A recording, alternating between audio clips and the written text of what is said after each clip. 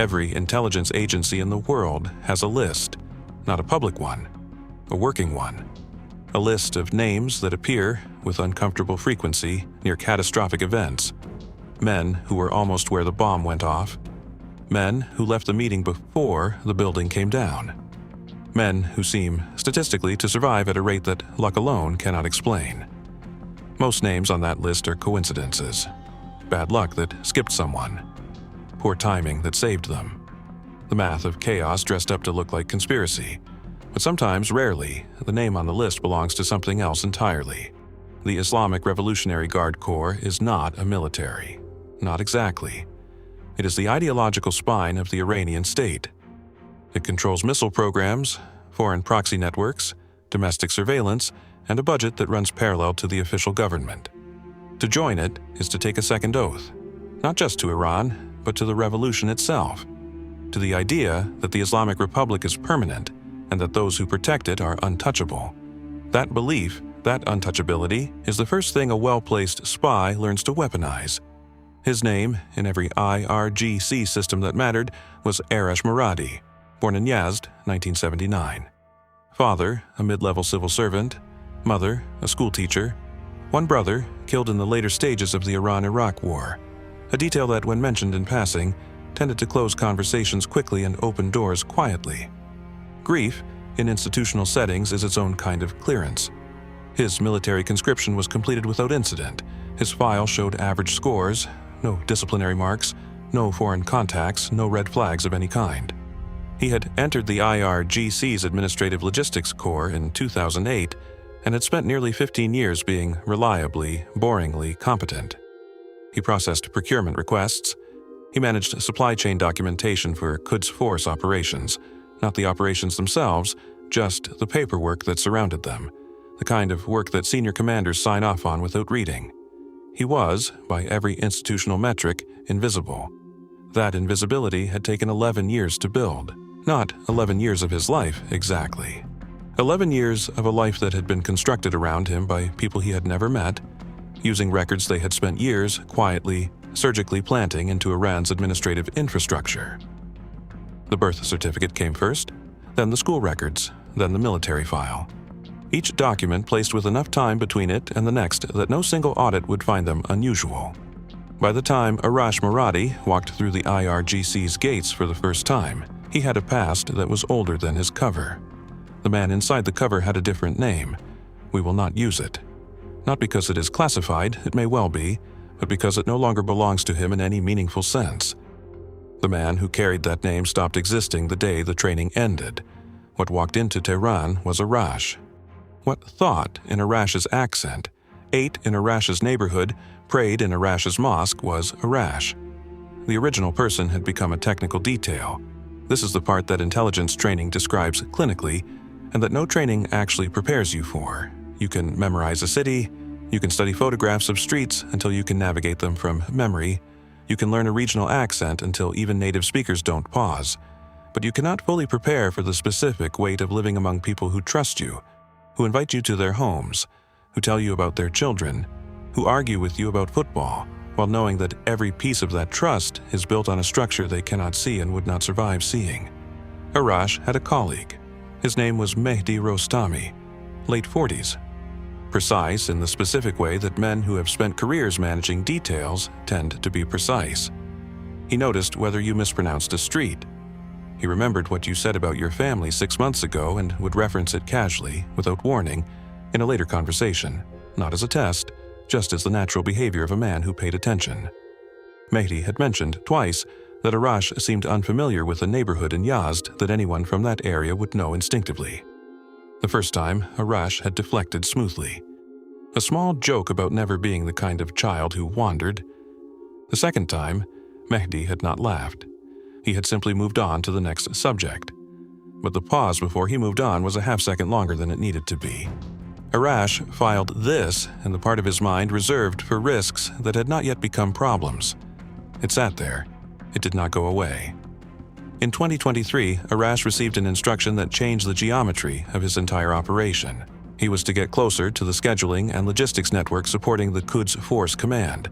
specifically the layer of mid-level officers who manage the movements of Quds Force senior leadership, not the generals themselves. The people who knew where the generals would be and when and for how long. This required a promotion. Promotions in the IRGC do not come from performance.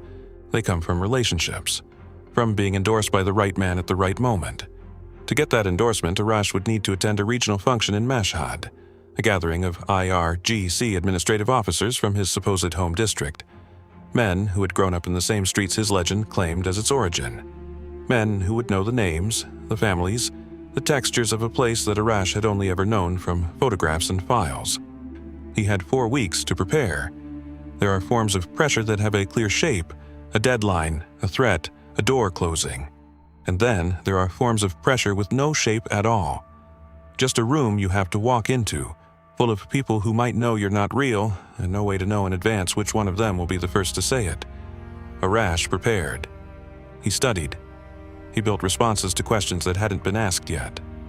But here's the thing about a room full of people from a place you have never actually been: you cannot prepare for all of it. You can only prepare for what you imagine, and what you imagine is never the whole room. The function was held in a mid-tier government facility on the western edge of Mossad, the kind of building that exists in every Iranian city, built in the 80s, maintained without enthusiasm, decorated with portraits that no one looks at directly. Arash arrived early, not first. Arriving first draws attention, but early enough to situate himself before the room filled. He found a seat near the window, where the light was good and the angles were wide. Old training. You do not sit with your back to the entrance in a room where you do not know everyone. He recognized no one. That was both good and not good. The first hour passed without incident. The conversation was institutional, procurement delays, a regional supply chain dispute that had apparently been circulating for months, the particular tedium of administrative grievances that never resolve. Arash participated at the correct level, not too much, not too little, enough to register as present without making himself memorable. Then a man across the room introduced himself. His name was Colonel Farzan Ibrahimi, late 50s, from Yazd, the same district that Arash's legend claimed as its origin. He had the specific bearing of a man who had been important for long enough that he no longer needed to perform importance. He looked at Arash the way people look at someone they almost recognize, not suspicion, not certainty, something in between, and the expression of a memory reaching for a face that won't quite arrive. Arash smiled and extended his hand and said the right things. He named the right streets. He referenced a school that his file said he attended. He mentioned a local landmark, a specific market near the old quarter, in the offhand way of someone who had walked past it 1,000 times. Ibrahimi nodded, seemed satisfied. And then he said, "Did you know the Hosseini family? The older brother was in your year, I think. There is a specific kind of silence that happens inside a cover when a question arrives that the legend did not anticipate. It lasts less than a second. It feels much longer." Arash said he thought the name was familiar, but couldn't place it directly. He said it with a slight smile, the expression of a man mildly embarrassed by a memory gap, not a man calculating his next sentence. Ibrahimi let it go. He moved on, but Arash did not move on, not internally, because the Hosseini family was not in his briefing materials. It was not in the district files his handlers had compiled. It was a real family, a specific, traceable, verifiable family that his legend had no relationship to, which meant one of two things. Either the legend had a gap, or Ibrahimi was testing him. Arash spent the remainder of that evening managing the difference between those two possibilities without knowing which one was true. He reported it that night. Encrypted, brief, clinical, the way he had been trained to report things, without emotional texture, because emotional texture makes handlers make decisions based on the operative's fear rather than the actual risk. His handler's response came back within 6 hours. It said, "Logged, continue." 2 words. The standard response when the assessment is that the risk is low and the operation is still viable. What the response did not say, what Arash would not know until much later, was that his handler had flagged the Ibrahimi interaction internally and elevated it to a secondary review team. That review team ran Ibrahimi's name against known IRGC counterintelligence profiles. He came back clean. The review team closed the flag. The handler sent logged. Continue. And Arash, in a government facility in Mossad, read those 2 words and made a decision that would define the next 2 years. He chose to believe them. Not because he had no doubts, he had significant doubts. He had the specific, accumulated doubt of a man who had been living inside a constructed identity long enough to understand exactly how many ways it could fail. He knew his legend had gaps. He knew Mehdi back in Tehran was still watching him with that particular attentiveness that had never fully resolved into either trust or suspicion. He knew that the promotion he was seeking, the one that would get him closer to the Quds Force Command Logistics Network, would mean deeper access but also deeper scrutiny. He knew all of this. But he also knew that the alternative to continuing was extraction, and extraction meant the operation ended. Years of work, years of a life that wasn't his, lived precisely so that this access could exist. He continued. He got the promotion. Here's the thing that no one in this operation understood at the time. Colonel Farzan Ibrahimi was not running a test. He genuinely thought he recognized Arash from somewhere. The Hosseini family question was not a probe. It was a man making conversation at a regional function, reaching for a connection that would make the room feel smaller and more familiar. He was not suspicious of Arash. He was lonely in the specific way that men of a certain age and rank are lonely at institutional gatherings, surrounded by subordinates and strangers, looking for someone to talk to from home. The moment that Arash had spent 6 months cataloging as his highest risk near exposure was, in fact, nothing. Which sounds like relief. It is not. Because here is what that revelation means: Arash's instincts. The instincts that a well-trained operative is supposed to rely on to calibrate risk in real time had been wrong. Not catastrophically wrong, not dangerously wrong, but wrong in a direction that had made him more cautious, not less. He had spent 2 years operating under the assumption that Ibrahimi was a passive threat requiring management. He had adjusted his behavior in the Mossad network accordingly. He had been slightly more careful, slightly more withdrawn, slightly less willing to push for access in moments where the perceived risk felt elevated. That caution had cost him time, and time, in this particular operation, was the variable that could not be recovered. There is a second thing. At the same Mossad function, in a conversation that happened on the opposite side of the room, a man in his early 50s, a logistics officer named Davoud, had spent 40 minutes talking to a senior colonel about supply chain redundancies in the Quds Force Eastern Network. Davoud was not in Arash's operation. He was not connected to Arash's handler. He was not, as far as Arash knew, anything other than another mid-level administrative officer attending a routine regional function. Davoud had attended the same Mossad training facility that Arash had attended. A different cohort, a different legend, a different insertion point into the IRGC's administrative structure. They had been kept completely separate, as protocol demands when 2 assets are running in overlapping institutional environments. If one is burned, the other must remain intact. Compartmentalization is the foundational logic of multi-source intelligence operations. But they had been in the same room, and neither of them had known. Arash's handler did not know about Davoud. Davoud's handler did not know about Arash.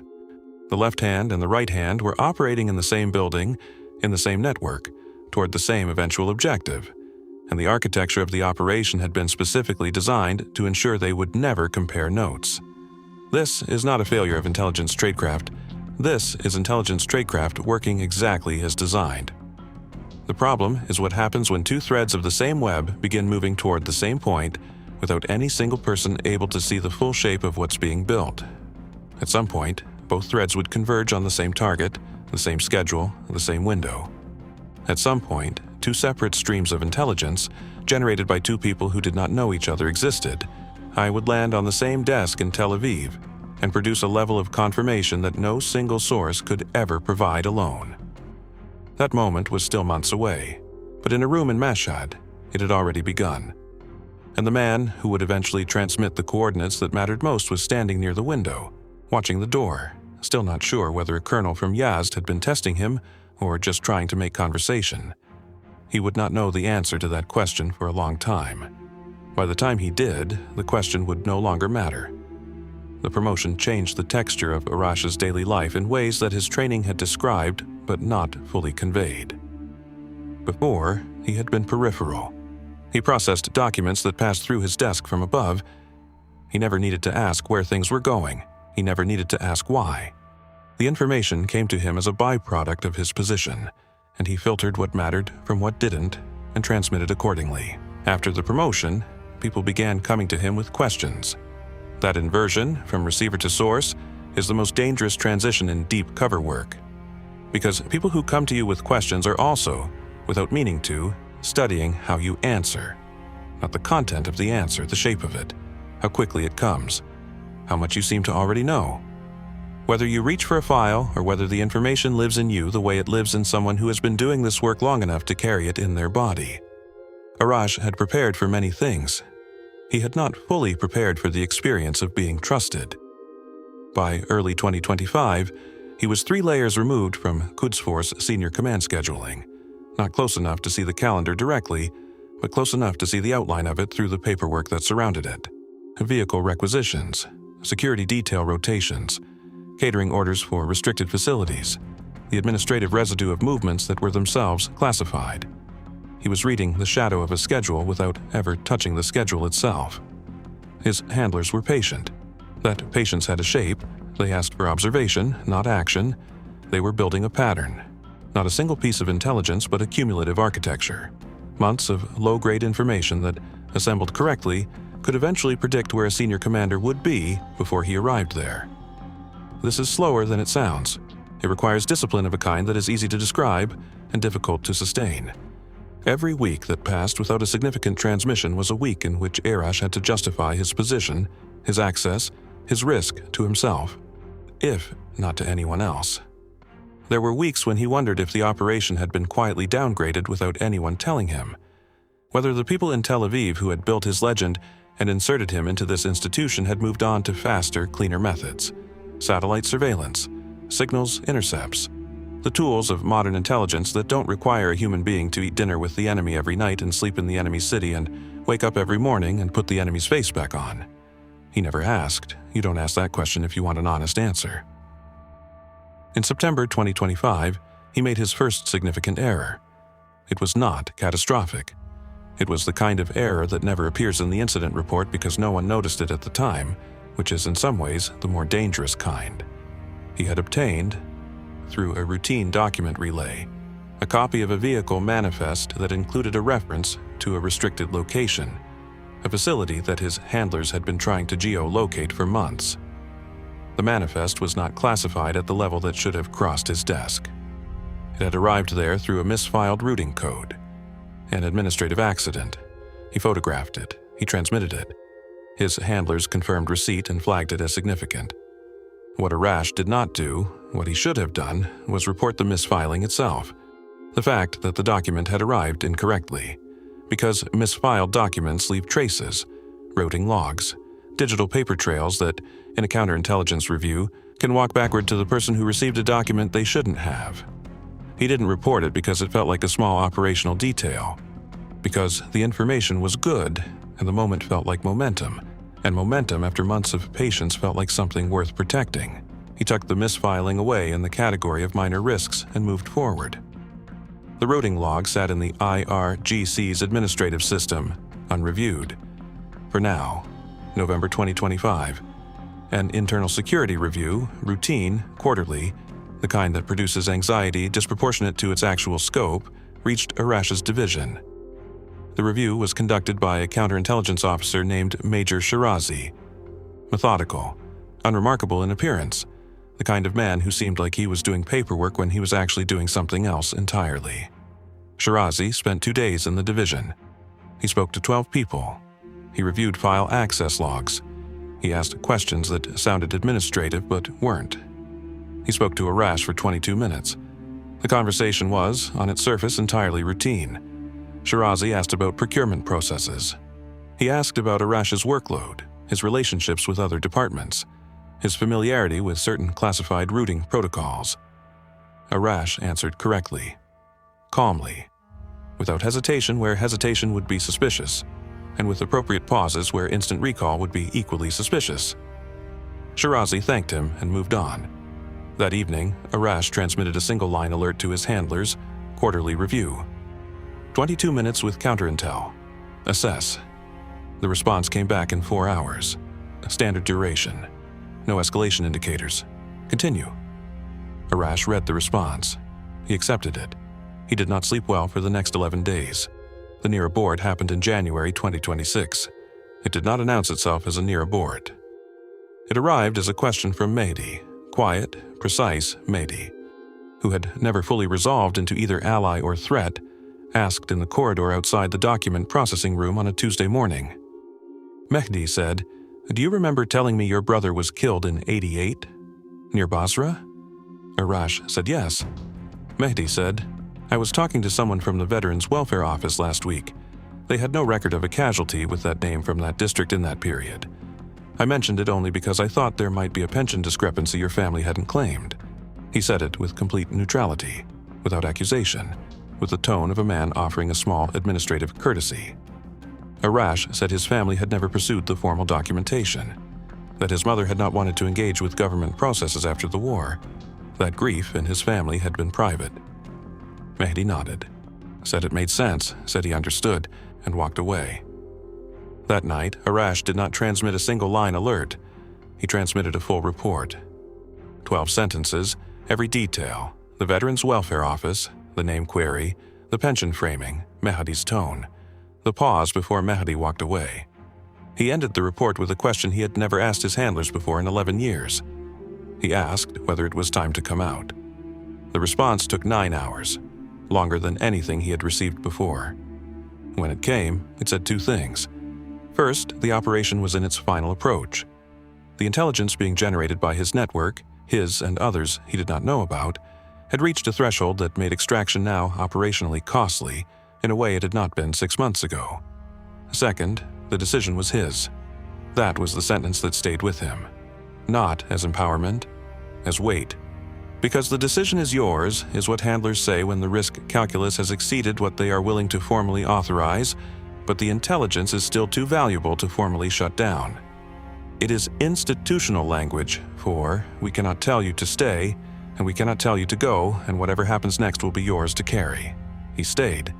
He told himself it was because the operation mattered, because 11 years of constructed identity had been building towards something specific, and walking away now would mean that everything, the cover, the cost, the years, Mehdi's half-question in the corridor, would amount to a file in a cabinet that no one ever opened.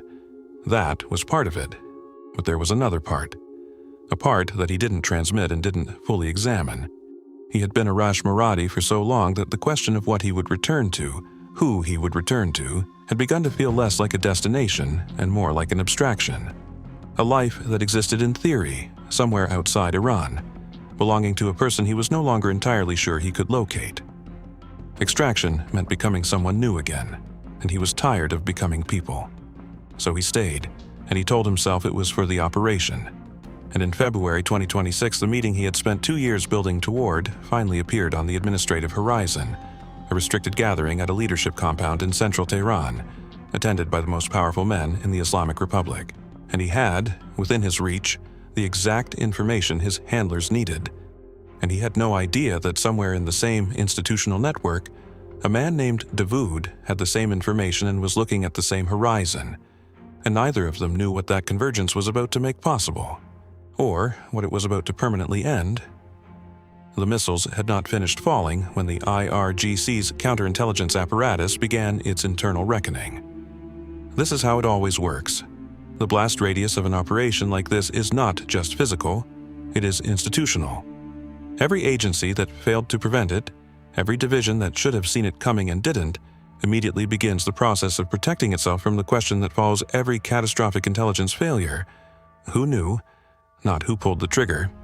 That was already known. The question that matters inside a wounded institution is always narrower and more internal than the public version. Who, among us, made this possible? The first wave of detentions began within 6 hours of the strike. They were not targeted. Not yet. They were precautionary, the institutional equivalent of locking every door after the house has already burned. Senior officers who had attended any meeting connected to Khamenei's schedule in the preceding 72 hours were pulled aside. Their phones were taken. Their access credentials were suspended. They were asked to account for their movements with a specificity that no one had demanded of them before. Most of them had nothing to hide, That did not make the process less frightening. Mehdi was among the first wave. Not because anyone had identified him as a threat, because he was proximate to Arash. Because the routing logs that Arash had never flagged, the misfiled vehicle manifest from September 2025, had surfaced in the preliminary access audit. The log showed the document passing through Arash's desk. The log also showed that Mehdi had been in the same document queue the same afternoon. In a normal review, this would mean nothing. Administrative adjacency is not complicity. In a post-catastrophe review, it means you spend the next several weeks in a room answering questions while your family waits outside. Arash was gone before the second wave. The extraction happened in a sequence that lasted 11 hours and involved 3 separate cover identities, none of which were connected to each other or to the identity he had spent 11 years building inside Tehran. Each handoff was clean. Each transition was practiced.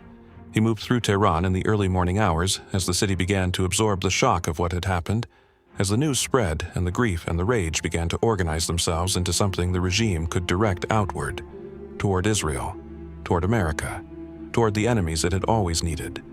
He did not look like a man escaping. He looked like what he had always been trained to look like, unremarkable, tired, a man with somewhere to be. He crossed the first threshold at 6:14 a.m. He crossed the last one 18 hours later. He did not look back. Not because he felt nothing, because looking back is a physical behavior that surveillance cameras are specifically optimized to flag. He had been trained not to look back so many times that the absence of the gesture had become its own kind of cost, the permanent suppression of a human instinct that never fully stops wanting to be honored. The immediate outcome was visible. The secondary outcomes took longer to surface, and they were not all in the direction that anyone had planned. The first consequence arrived within 72 hours of the strike. Iran's new provisional leadership, assembled in emergency session in an undisclosed location, made a decision that the IRGC had been resisting for years. They began a systematic purge of the administrative logistics core, not just counterintelligence reviews, a structural dismantling of the very layer of bureaucracy that Mossad had spent 2 decades quietly populating with access points. Every mid-level logistics officer with less than 15 years of verifiable in-country family documentation was suspended pending review. That was, by conservative estimate, several hundred people. Most of them were entirely loyal. Some of them were useful to Western intelligence in ways that had nothing to do with the Khamenei operation. Some of them were sources for journalists. Some were quiet moderates who had spent careers trying to soften the edges of a hard system from within. All of them were now under suspension. Many would not survive the review intact. This is the consequence that never appears in the operation's formal assessment. The intelligence architecture that had been built over 2 decades did not just produce one strike. It produced a relationship with the internal texture of the Iranian state, a network of access points, human connections, and administrative penetrations that had been generating intelligence continuously, across multiple operations and multiple objectives. That architecture, after February 28th, began to collapse. Not all at once. Not completely. But the IRGC's post-strike restructuring, driven in part by the very success of the Mossad operation, effectively amputated the environment that had made the operation possible. The tree produced its fruit and was cut down.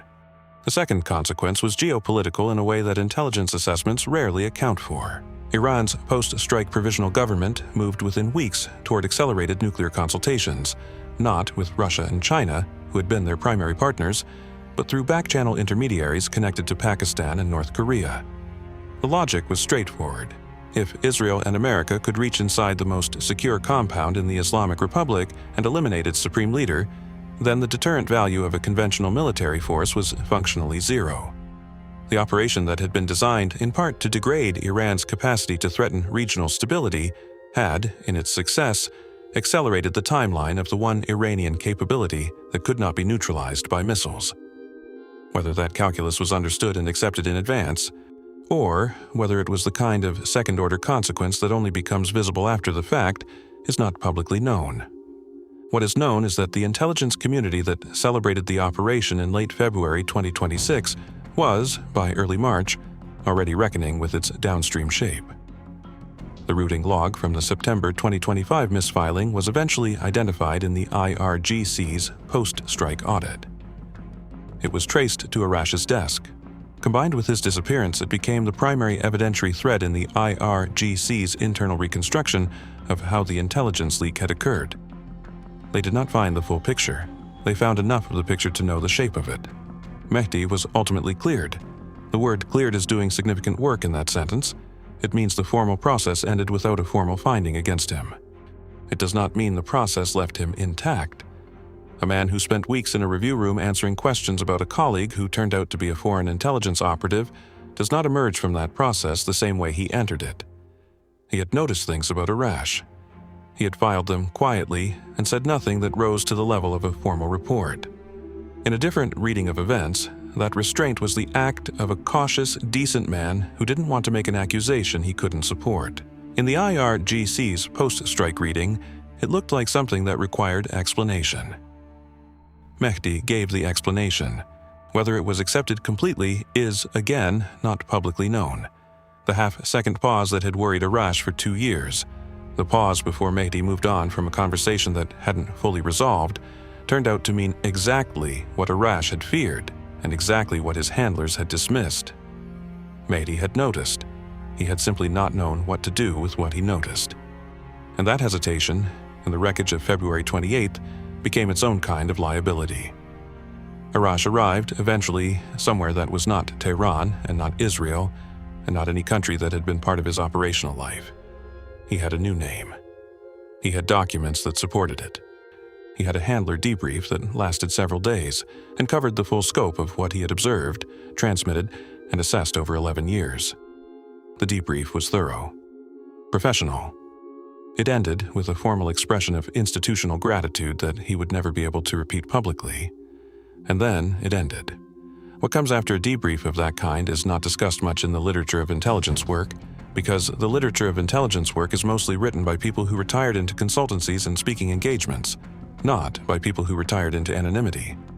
What comes after is the specific problem of a man who spent 11 years being someone else and must now be, again, himself, except that the self he is returning to is 11 years older than the last time he inhabited it. And the world around that self has also moved. And the people who were part of that self have also moved. And the return is not a return to something waiting, but a return to something that continued without him. He speaks Farsi with an accent so natural it surfaces before he can stop it. He knows Tehran's streets better than he knows the streets of wherever he grew up. He spent 11 years being trusted by men he was deceiving and being doubted by handlers he was serving. And the net result of that inversion is a specific difficulty with the ordinary texture of trust, with accepting that someone's confidence in him might be genuine, with extending his own confidence to someone without immediately calculating the shape of the lie underneath it. This is not a wound with a name. It does not appear in any file. Arash arrived, eventually, somewhere that was not Tehran and not Israel, and not any country that had been part of his operational life. He had a new name. He had documents that supported it. He had a handler debrief that lasted several days and covered the full scope of what he had observed, transmitted, and assessed over 11 years. The debrief was thorough, professional. It ended with a formal expression of institutional gratitude that he would never be able to repeat publicly. And then it ended. What comes after a debrief of that kind is not discussed much in the literature of intelligence work, because the literature of intelligence work is mostly written by people who retired into consultancies and speaking engagements, not by people who retired into anonymity. What comes after is the specific problem of a man who spent 11 years being someone else and must now be, again, himself, except that the self he is returning to is 11 years older than the last time he inhabited it, and the world around that self has also moved, and the people who were part of that self have also moved, and the return is not a return to something waiting, but a return to something that continued without him. He speaks Farsi with an accent so natural it surfaces before he can stop it.